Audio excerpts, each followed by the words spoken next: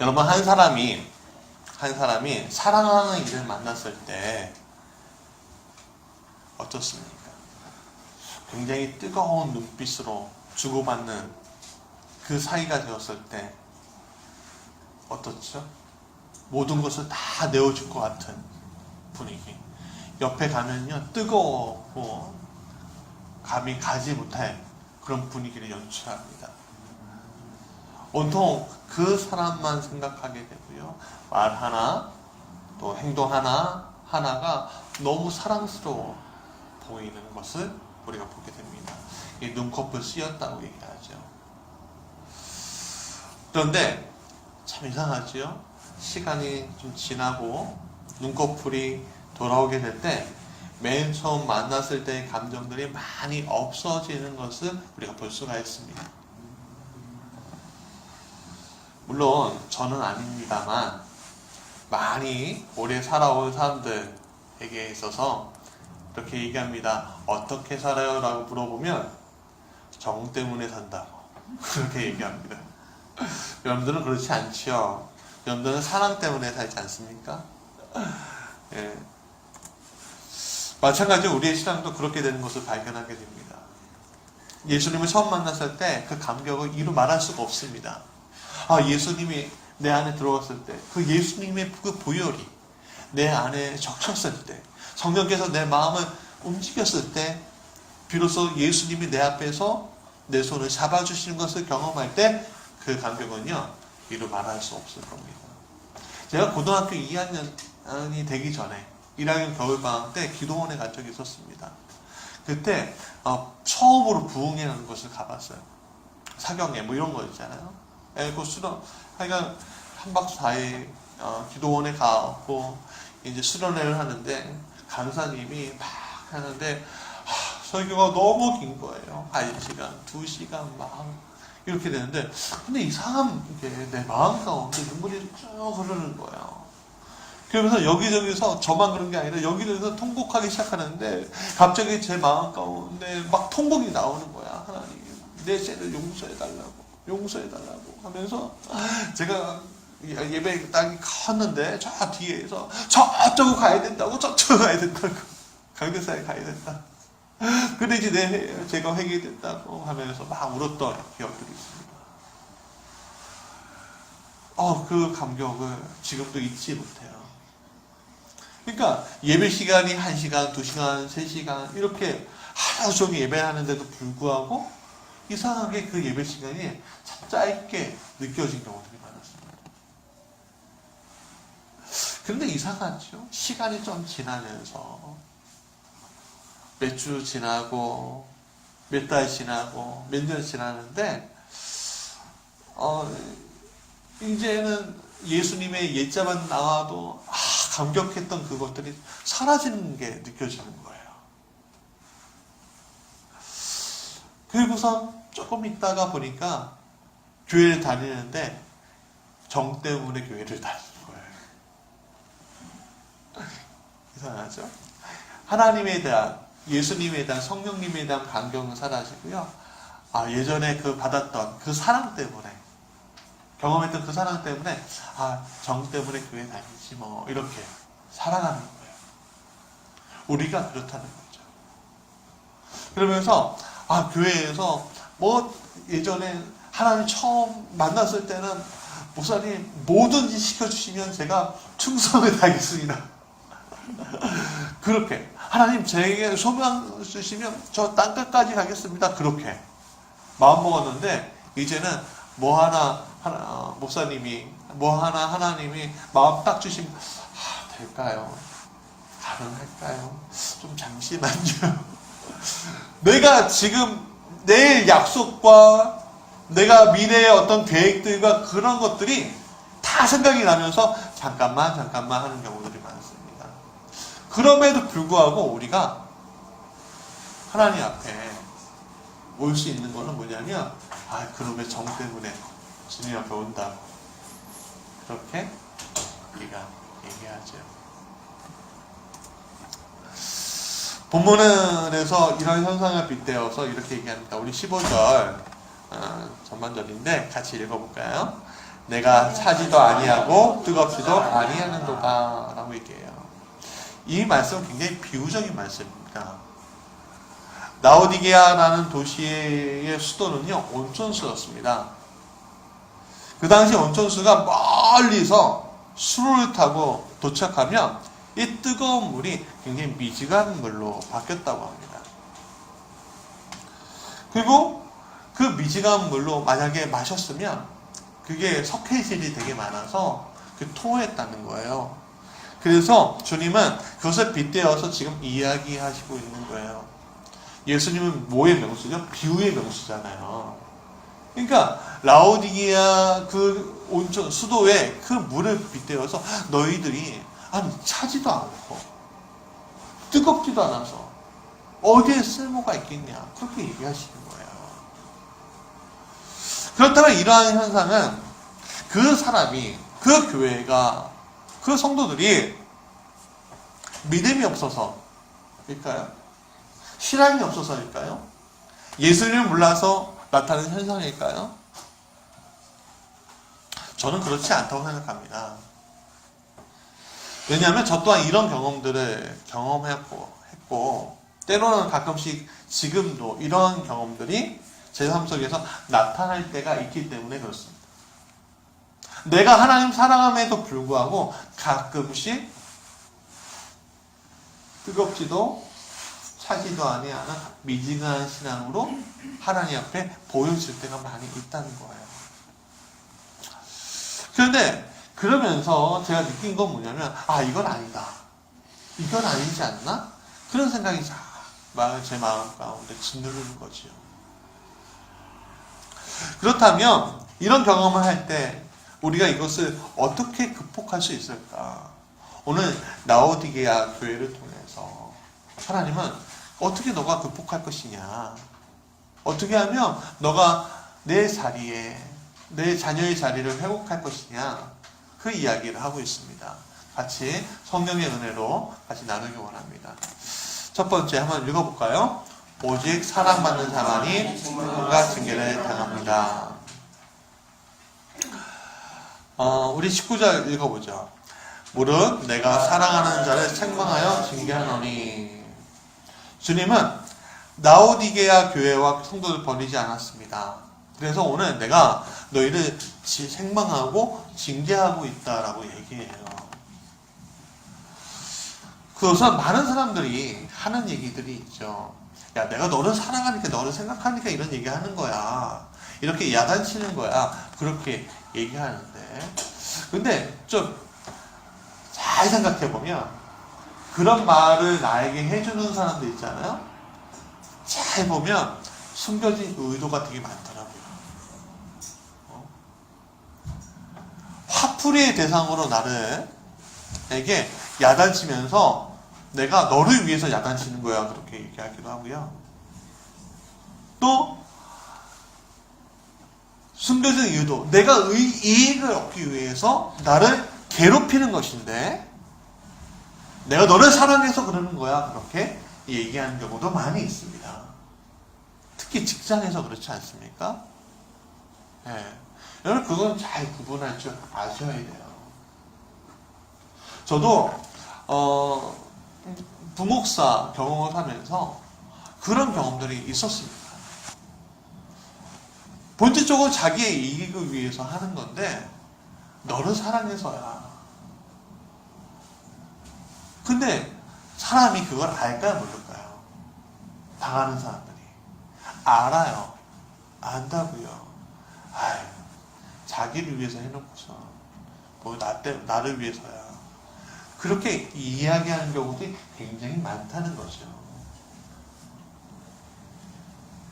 그렇기 때문에 많은 사람들이 이야기하는 너를 사랑해서 이런 말을 하는 거야는 우리가 믿을 게 못 됩니다. 그럼 적절한 비유가 뭐가 있을까 생각해 봤더니 부모가 자녀에게 하는 책망과 징계를 생각해야 할 수 있게 되더라고요. 여러분 자녀에게 내가 헌신적인 부모가 자녀에게 어떻게 대하죠? 잘하면 잘한다 새끼 그러고 못하면 어떻게 하죠? 못한다 하면 때리나요? 그렇지 않죠. 그래도 잘한다 그러죠. 그래도 수고한다. 아이고 애쓴다 그러죠. 그렇지 않습니까? 이번에 여러분 골목 식당 그거 보잖아요. 가끔씩 저도 요즘 보는데 뉴스에 그 홍탁집이라고 해 이제 사람이 가게가 나오더라고요. 거기 보면 어머니와 아들이 있어요. 근데 이 아들이 어때요? 어머니를 도와줄 생각은 안 하고 망고 탱자처럼 막 그러잖아요. 그리고 백종원 씨가 내가 좀 이렇게 도와주겠다니까 생각해보고 하겠습니다. 하겠습니다 하다가 어떻게 해요? 맨날 혼나잖아요. 응? 야, 뭐 하는 거냐고. 아니, 이렇게 하면 되겠냐고 하면서 사람 만들려고 하는 백종원 씨가. 근데 그 앞에서 그 백종원 씨를 보는 게 아니라 전 누구를 보냐면 어머니를 보게 되는 거예요. 아들을 바라보는 그 어머니. 막 혼났을 때 그 아들은 백종원 씨가 지나가고 그 아들이 남아있고 홀로 부엌에서 웅크리고 있을 때 어머니는 이랬다 저랬다 이야기하지 않아요. 그냥 바라만 보고 있잖아요. 이게 헌신적인 부모, 사랑하는 부모의 한 모습이겠죠. 근데 때로는 부모가 그 아이가 정말 잘못된 길로 갈까봐 어떻게 합니까? 책망하기도 해요. 야, 너 그러면 되지 않지 않니? 또 징계도 해요. 매도 맞아요. 가끔씩. 그러나 죽을 정도로 때리거나 상처날 정도로 때리지 않잖아요. 혼내지 않잖아요. 왜요? 사랑하니까. 내 새끼 상처나면 안 되니까. 그렇지 않습니까? 그게 주님이 하시는 책망과 훈계라는 거죠. 징계라는 겁니다.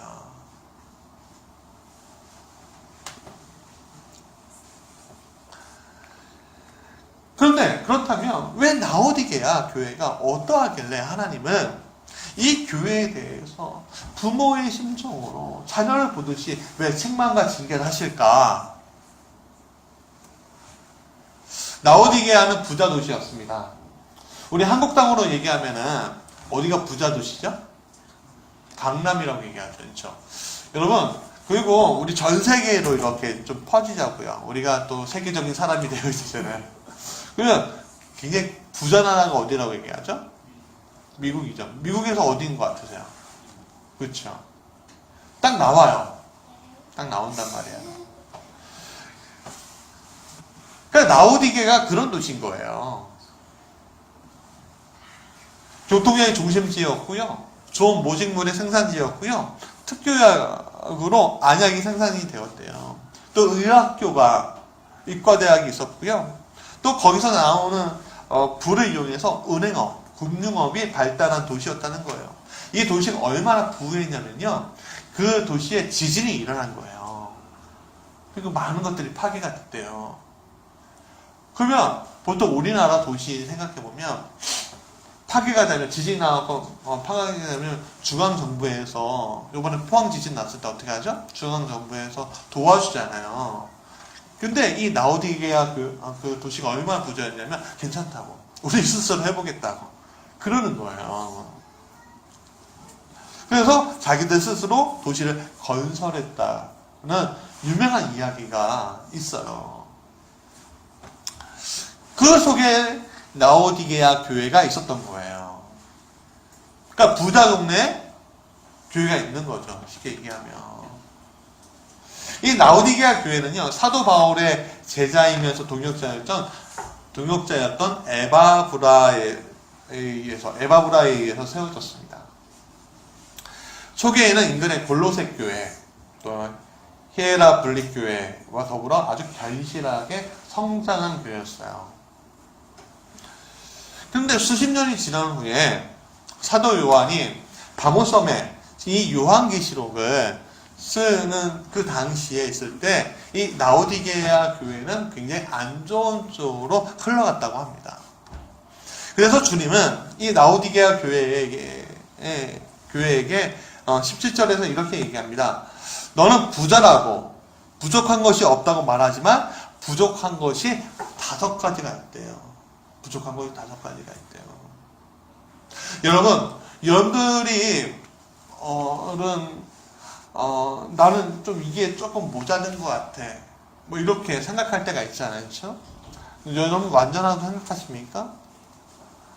난 부족해 이렇게 생각해요. 저도 부족해 이렇게 생각하거든요. 저도 이거 좀 더 채워주고 싶어 그런 생각을 하는데 이 교회 어떤 사람들은 나는 다 가졌어 이렇게 생각하는 경우도 많이 있다는 거예요. 특히 교회에서 그런 일들이 많이 일어나요. 난 성령 충만해 하면서 어떤 종교적으로 열심을 가지고 있는 분들을 많이 보면은 좀 안타까운 장면들이 많이 나오는데 그 중에 여러 가지가 있는데 특히 공고함이에요. 공고하다는 건 뭐냐면 고생스럽고 어렵다는 얘기예요. 다시 쉽게 풀어 얘기하면 비참하다, 참담하다 그런 뜻인데 주님은 이 라오디게아 교회가 정작 이 공고한 상태인 것을 알지 못한다고 얘기해요. 근데 잘 생각해 보세요. 아니 내가 지금 잘 살고 예배당도 화려하게 짓고 성도들이 다 하나같이 잘 살고 있는데 뭐가 그렇게 공고하다는 건가? 여러분 우리가 신앙생활 할 때 공고할 때가 옵니다. 어떤 게 공고한 거야? 하나님이 나와 동행하지 않는 것을 경험할 때 그때 우리가 공고하다고. 여러분들 혹시 하나님이 나와 지금 동행하고 있는지 아십니까? 느끼고 계세요? 공고한 게 아니라 풍요로운 거죠. 풍성한 거예요. 근데 나와 지금 동행하고 있는 거 맞나? 이렇게 고개를 끄덕거릴 때 그건 공고한 거예요. 이 라오디게아 교회가 지금 이 상태예요. 내가 하나님과 동행하는 거 맞죠? 잘 되고 있어요. 여러분 잘 되고 있는 게 하나님이 원하시는 길이라고 생각하지 마세요. 내 눈으로 잘 되는 게 중요한 게 아니라 하나님의 눈으로 잘 되는 게 중요하다는 거예요. 그 하나님의 눈으로 잘 되는 건 뭐예요? 하나님과 동행함으로 잘 되는 거죠. 두 번째는 가련하대요. 불쌍하다 이런 뜻이죠. 불쌍하다. 주인이 종을 볼 때 어떻게 생각해요? 불쌍해하는 애들 뭐 이렇게 얘기하잖아요. 불쌍하게 보이는 거예요. 우리가 고아 아이들, 과부들 이런 어려움 갖고 있는 분들을 볼 때 어떻게 생각해요? 불쌍해 이런 생각을 하잖아요. 라오디게아 교회가 불쌍하다는 거예요. 왜? 그 안에 성령의 움직임이 없는 거예요. 여러분 기도할 때 통성으로 기도할 때도 있고 묵상으로 기도할 때도 있고 방언으로 기도할 때도 있고 여러 가지 방법으로 우리가 기도할 수 있어요. 근데 중요한 건 뭐냐면 기도할 때 하나님이 나에게 응답 주시는 것을 느끼지 못할 때 여러분들 어떻습니까? 하나님의 백성, 하나님의 자녀라고 생각하면서 하나님의 음성이 안 들려요. 뭔가 끊어져 버린 거예요. 아까 전에 우리 찬이가 우리 크리스마스 트리하고 우리 교회 산타가 하나 딱 이렇게 있거든요. 에어 산타 봉기 이렇게 주입하면 근데 제가 조금 쉬고 있는데 저한테 오더니 실수해서 산타 줄을 끊어버렸다는 거예요. 그랬더니 가봤어요. 딱 봤더니 옆에서 누가 그래요. 산타가 죽었어. 그래서 산타가 안에 빠져서 이렇게 있더라고요. 그런 거예요. 서 있어야 하는데 이 산타는 서 있고 바람으로 이렇게 서 있고 반짝이는 불빛 아래에서 안녕 환영해야 되는데 그 역할을 하지 못해요. 아무것도 못해요. 그게 뭐예요? 그 역할을 못하는 거? 불쌍한 거죠. 라오디게아 교회가 그 역할을 못한다는 거예요. 세 번째는 가난하대요. 참 이게 제 이해가 안 되는 얘기예요. 아니 난 돈이 많아, 내가 풍부해, 풍족해 라고 얘기하는데 가난하대. 참 이해가 안 가죠. 근데 여기에서 우리가 착각하지 말아야 될 게, 우리가 물질이 많이 축복을 받았어도 우리는 가난할 수 있어요.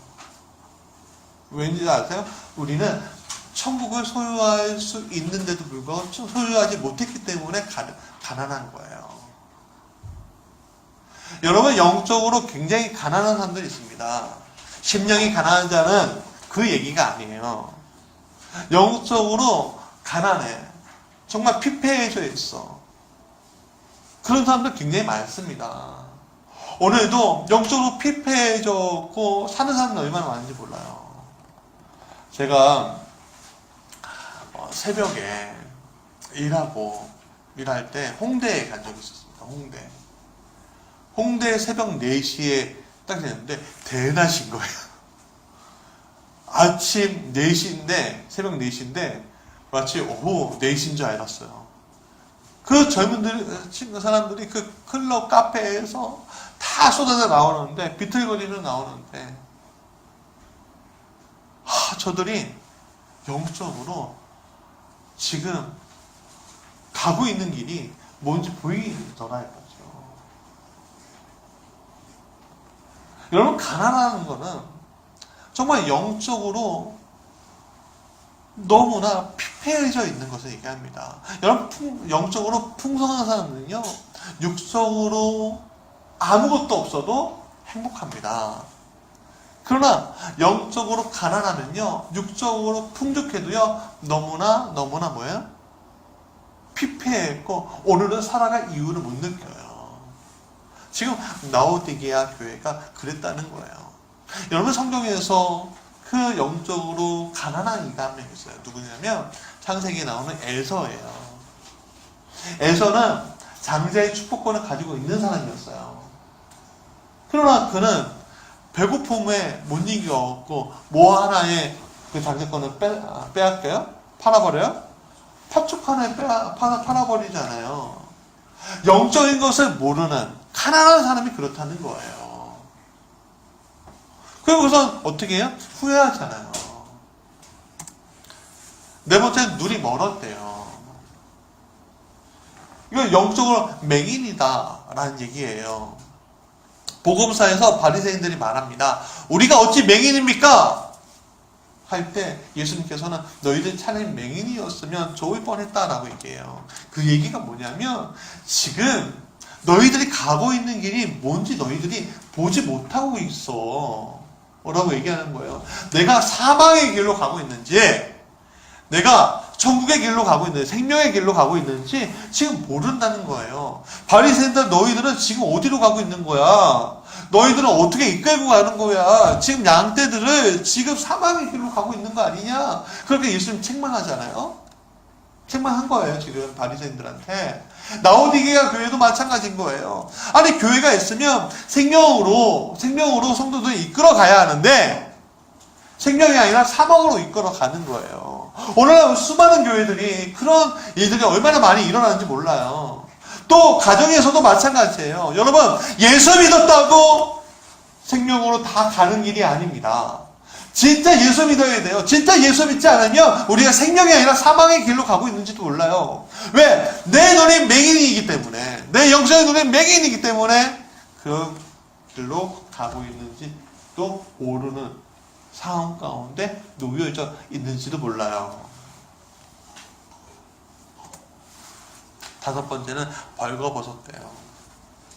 이거는 수치를 모르는 걸 얘기해요. 벌거벗었는데 수치를 몰라요. 여러분, 벌거벗은 임금님 이야기 아시죠? 내용이 뭐죠?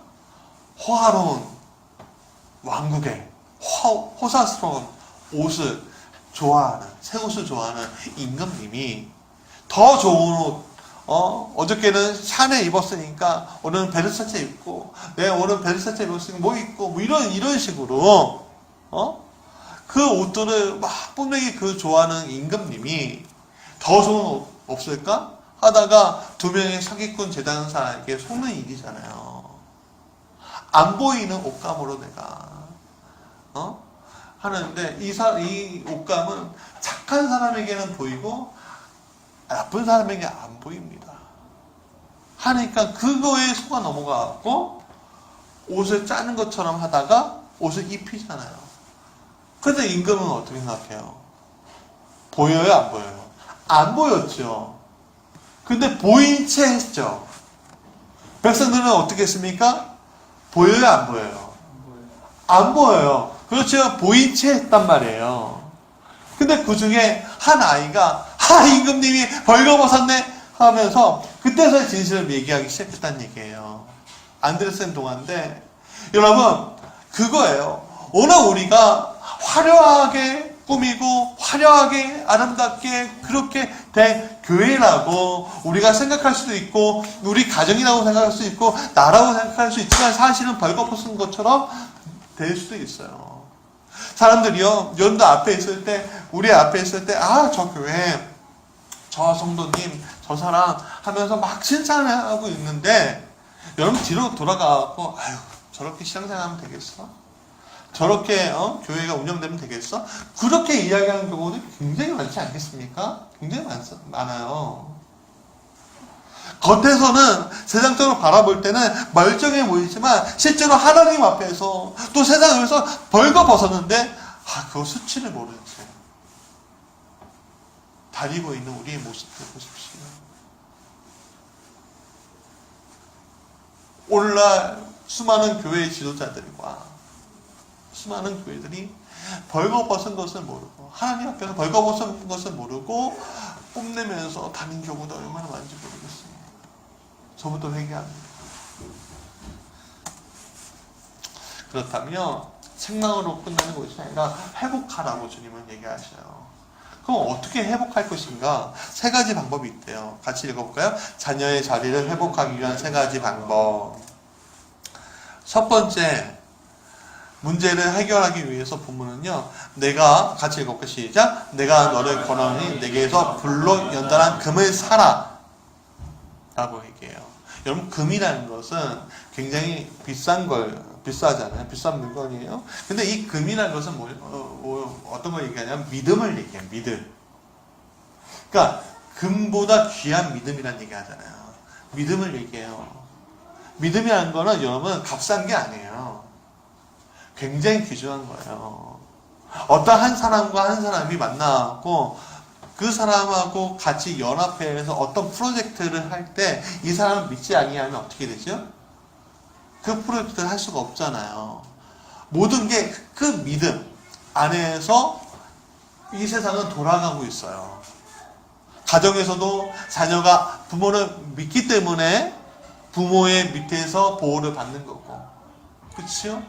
배우자가 서로를 믿기 때문에 서로 유지할 수 있는 거예요. 교회도 마찬가지고 사회도 마찬가지입니다. 하나님과 우리의 관계도 그거 똑같아요. 믿음으로 하나님을 믿기 때문에 우리가 이 자리에서 하나님 앞에 온 거예요. 그럼 하나님은 우리에게 어떻게 보여주셔요? 어떻게 보여주세요? 뭐 축복을 막 내려주시고 그리고 아니요. 우리는 믿어주신다는 거예요. 따라해볼까요? 우리가 믿으면 하나님이 우리를 믿으신다. 여러분 자신을 잘 생각해 보십시오. 여러분 자신을 믿을 수 있습니까? 내 자신을? 난 나의 자신을 믿지 못하겠어요. 왠지 아세요? 쉽게 얘기하고, 요번에 우리 아이들 이제 방학이 되면, 옛날에 우리가 방학하면은 하루 계획표 이렇게 있잖아요. 그리고 계획표 이렇게 동그랗게 있고, 이만큼은 자는 시간, 아침에 7시에 일어나고, 세수하고, 독서하고, 뭐하고, 또 일어나고, 영어 공부하고, 일어나고, 하면 계획을 빳빳하게 계획을 세우는데 돼요? 안 돼요? 하루 이틀도 못 지켜요. 제가 많이 경험했어요. 그래서 이제 크니까 이제 계획을 딱 세우는데 그것도 때에 따라서 바뀌는 경우들이 많더라고요. 그러니까 내가 내 자신을 못 믿어. 근데 참 이상하죠? 하나님은 너를 믿겠다는 거예요. 왜? 너가 나에 대한 믿음을 보여줬으니까. 믿겠다는 거예요. 근데 여기에서 그 믿음 안에 우리가 신앙생활 하는 건데, 근데 여기 보면 불로 연단한 믿음이라고 했어요. 여러분, 금에 큰 불이 들어가면 어떻게 되죠? 녹잖아요. 그 연단은 뭐예요? 한 번은 끝난 것이 아니라 계속적으로 단단해질 때까지 하는 게 연단이에요. 여러분, 오늘 우리의 믿음을 확인할 때 하기 위해서 요즘 한국 교회에서 자주 쓰는 게 뭐냐면 바로 선교지 방문하는 겁니다. 그 어려움 당할 때 그때 하나님 만나고, 평상시에는 하나님 계신가 안 계신가 하다가 선교지 가고 어려울 때, 핍박받는 사람들 볼 때 눈물 흘리면서 하나님 도와달라고 하면서 다시 만나고, 그렇게 요즘에 하는데 비슷해요. 솔직히 비슷합니다. 오늘 우리가 지금 이 자리에서 내가 믿음 없음을 생각하지 마십시오. 여러분들, 우리의 믿음은요, 우리가 정말 심령이 가난할 때, 진짜 요번에 심령이 정말 가난할 때 믿음이 생기는 거예요. 핍박의 자리, 어려운 자리, 누구도 갈 수 없는 그 자리에 설 때, 여러분, 그때야 믿음이 생기는 거예요. 그게 연단인 거예요. 여러분, 하나님이 우리에게 달란트를 다 각기 다르게 주셨지만, 그 달란트를 어떻게 쓰느냐에 따라서 더 우리에게 맡길 수가 있고, 맡기지 못할 수가 있어요. 어떤 사람은 묻어주는 수가 있고, 어떤 사람은 사용하는데, 우리는 어디에 사용하겠습니까? 묻어야 될까요? 사용해야 될까요? 사용하는데 우리가 서 있어야 된다는 거예요. 그럼 사용하는데, 사용할 때 어떤 일이 일어나는지 아십니까?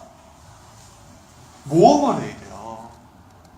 여러분, 이 세상에서 아이들한테 해주는 말 중에 제일 무서운 말이 뭔지 알아요? 비전을 가지고 살라는 거예요. 왜 그게 무서운 말이냐면, 여러분, 비전을 가지고 사는 사람은 모험을 해야 합니다. 네. 모험을 해야 돼요. 그 모험을 헤쳐야지만 그 비전이 이루어지기 때문에. 그래서 오른쪽으로 떨어질 수 있고 왼쪽으로 떨어질 수 있고, 그 가운데 유지하면서 가는 게 진짜 쉽지 않아요. 여러분들, 근데 그럼 여러분들의 자녀들이 비전을 가지고 있지 않고 그냥 잘 살아라, 그렇게 얘기하는 게 좋겠어요? 비전을 가지고 살면 좋겠어요? 무섭다니까요. 위험하다니까요. 그 비전을 가지고 사는 것이 그 아이의 이득입니다. 왜냐하면 우리가 이 세상을 살 때 모든 것이 다 위험하기 때문에 그래요. 여러분, 오늘 우리가 믿음을 발휘해서 사는 것과 믿음을 발휘해서 안고선 사는 것과는 천장치 차이가 있어요. 믿음을 발휘하고 사는 사람들은 하나님이 중심이고 그 앞에서 하나님의 보호함을 받고선 가지만, 믿음을 발휘하지 않고 사는 사람들은요, 하나님 보호하심이 없다는 거예요.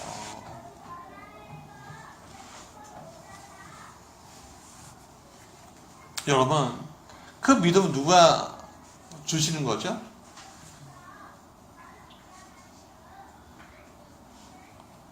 내가 내 안에서 막 스스로 발휘하는 건가요? 아니에요. 성령이 나에게 주시는 겁니다. 그래서 베드로에게 성령이 임함으로 담대하게 복음을 전할 수 있게 되잖아요. 그래서 바울에게 복음이 임함으로 담대하게 죽을 수 있게 하잖아요. 그게 온 세상이 이기는 믿음. 세상이 감당할 수 없는 믿음이에요. 여러분들과 우리의 자녀들이 이 세상이 감당할 수 없는 믿음을 갖게 가지고 합니다. 두 번째 읽어볼까요? 흰옷을 사서 벌거벗은 수치를 면하라. 여러분, 이제 시간이 좀 많이 가고 간단하게 말씀드릴게요. 흰옷은 뭐죠? 내가 천국에 들어갈 예복이에요. 오늘 라오디게아 교인들은 천국에 들어가지 못하는 예복을 가지고 있는 거예요. 우리는 하나님께서는 이렇게 얘기해요. 흰옷을 사라는 거예요. 그 흰옷, 그럼 천국을 돈 주고 사냐? 그게 아니에요. 천국은 무엇을 믿음으로? 예수 그리스도의 보혈을 믿음으로 구원 얻은 백성이므로 그것을 내가 사는 거예요. 믿음으로. 그래서 내가 흰옷, 왕, 우리 하나님께 들어갈, 그 천국에 들어갈 그 왕 되신 그 하나님을 예배할 그 예복을 입게 되는 거죠.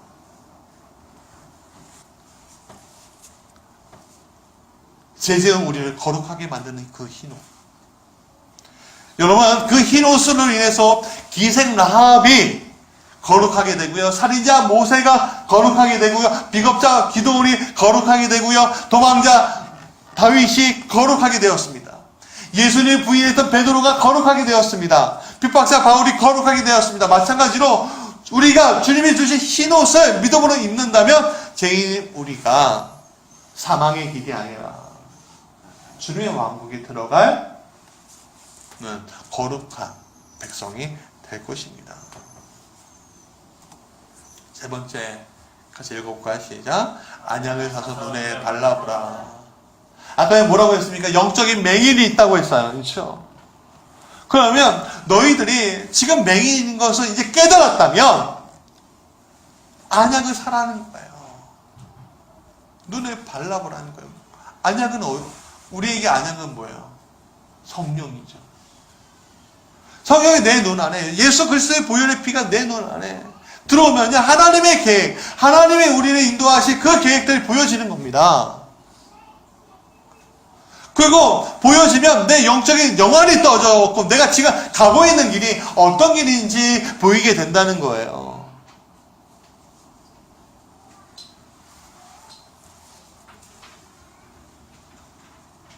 성령 받아야죠. 그럼 성령을 어떻게 받을 수 있습니까? 여러분, 답이 다 나와 있어요. 하나님의 신뢰예요. 성령은요, 기도한다고 성령 받는다? 맞아요. 그러나 가장 중요한 걸 빠뜨렸어요. 하나님을 신뢰하면 성령이 들어와요. 그때 내 눈이 떠지게 됩니다. 여러분, 그건 믿으셨으면 좋겠어요. 자, 말씀의 결론이에요. 계시록 3장 19절부터 20절까지 같이 읽어볼까요? 시작. 내가 사랑하는 자를 권면하노니 열심을 내어 회개하라. 내가 문 밖에 서서 두드리노니 만일 누구든지 내 소리를 듣고 문을 열면 내가 저에게로 들어가 서로 더불어 먹고 저는 나로 더불어 먹으리라. 내 자신 눈 먼 것 벌거벗은 것을 깨닫고 회개하면 주님께서 그 안에 들어가서 먹고 마시겠다 그랬습니다. 그러면 주님이 미워하는 것은 우리가 미워하게 되고, 그렇죠? 주님이 좋아하는 것은 우리가 좋아하게 되는 일들이 생기는데, 근데 그게 놀랍게도 내 안에서 그 역사가 일어나요. 여러분, 예수 믿고 내가 이게 변했어요 라고 이야기하는 분들이 많이 있어요. 마약을 하고 있는데 마약쟁이였다가 어느 날 성령 받고 마약을 끊을 수 없던 사람들이 끊어지는 역사를 우리는 보게 돼요. 그렇죠? 술, 담배, 어떤 정신적인 것들 할 수 없었는데 예수가 성령께서 아버지께서 역사하시니까 끊어지는 역사가 일어나게 돼요. 왜? 그게 미워지는 거예요. 내가 육으로 살 때는 그것들이 좋았는데 내가 영으로 살게 되면 그것들이 미워지는 거예요. 내가 구제하고 남을 도와주고 그런 것들에 대해서 귀찮아하고 교회 헌신하는 거에 대해서 귀찮아하고 힘들어했고 내 삶 가운데 그런 것들 희생하는 거에 대해서 너무 힘들어했는데 내 하나님이 영에 들어오니까 그게 너무너무 하고 싶어지고 너무너무 좋아지고 너무너무 행복해지는 거예요.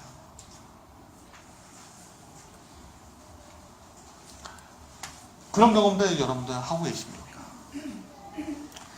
오늘 우리가 그런 경험들이 있어야 합니다. 그것이 꼭 교회를 위해서 하라는 얘기가 아닙니다. 무지개 교회를 통해서 하라는 얘기가 아니에요. 여러분들 삶 가운데 그런 일들이 일어나면 돼요. 예수 그리스도의 제자로서 하나님의 자녀로서 그런 일들이 일어났으면 좋겠다는 거예요. 이 교회에서 여러분들 안정하고 사랑받고 또한 그 여러분들 치유받고 그러면서 세상 나가고 열심히 사세요. 그러나 세상이 가지고 있는 노로로 세상이 가지고 있는 가치관으로 가는 것이 아니라 라오디게 교회처럼 그것이 아니라 하나님의 마음을 가지고 하나님의 마음의 자리, 주님의 마음의 자리를 가지고 세상에 나갈 때 나가서 소금의 역할을 하십시오. 하나님이 기뻐하시는 일입니다. 전도하는 것도 구원하는 것도 하나님이 굉장히 기뻐하시는 일이고 또 여러분의 세상에 소금 같은 역할을 하는 것도 하나님이 굉장히 기뻐하시는 일인 것을 여러분 믿으시기 바랍니다. 사랑하는 여러분, 우리가 하나님 앞에 징계받는 것, 책망받는 것 두려워하지 마십시오. 여러분, 하나님 우리 하나님이 나를 포기하시면 그런 것들이요 오지 않습니다. 여러분들 마음에 찔리게 하지 않으셔요. 마음이 둔탁해지는 거예요. 오히려 징계받을 때 책망받을 때 기뻐하시고 하나님께 다시 돌아오라는 목소리구나. 여러분 경험하십시오.